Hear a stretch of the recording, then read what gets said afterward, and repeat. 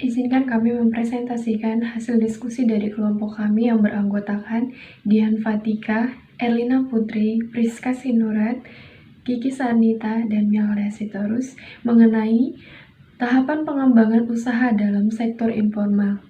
1. Melalui tahapan memulai atau coba-coba yang sering disebut trial dan error. Trial dan error ini merupakan salah satu cara mendapatkan ilmu. Trial artinya mencoba dan error artinya salah. Dalam mendapatkan ilmu, harus berusaha sekuat mungkin agar dapat mendapatkannya secara maksimal. Trial dan error selalu pada tingkatan pemula, di mana kita tidak mengetahui caranya tetapi berusaha mengerti dan bisa. Menurut Muhammad Nazir, dalam buku metode penelitian, ia mengatakan teori ini tidak tergolong kepada penelitian ilmiah, sebab percobaan-percobaan yang dilakukan tidak dilakukan secara sistematis dan terencana. Memulai usaha, untuk memulainya kita memerlukan langkah-langkah, yaitu pertama, siapkan mental, kedua, siapkan modal, ketiga, bidang usaha, keempat, lokasi, dan yang terakhir, fokus. Keterampilan biasanya masih rendah. Sektor informal ini merupakan sektor ekonomi yang terdiri atas unit usaha kecil yang memproduksi dan mendistribusikan barang dan jasa, seperti contoh pedagang kaki lima, pedagang keliling, di mana pedagang kaki lima akan menetap di sebuah lokasi yang dianggap ramai dan layak untuk menjual dagangan mereka. Karena kalau tempat itu ramai, maka barang yang dijual pasti bakal habis. Selanjutnya adalah modal sendiri di dalam jumlah yang amat kecil.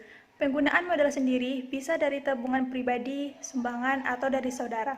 Dengan menyediakan akses pelatihan dan keterampilan, seperti contoh membangun bisnis minimarket atau fashion, agar orang bisa bekerja di bisnis kita sendiri. Dalam jumlah yang amat kecil, penggunaan modal pada sektor informal relatif sedikit bila dibandingkan dengan sektor formal, sehingga cukup dengan modal sedikit dapat mempekerjakan orang. Dengan menyediakan akses pelatihan dan keterampilan, sektor informal dapat memiliki peran yang besar dalam pengembangan sumber daya manusia.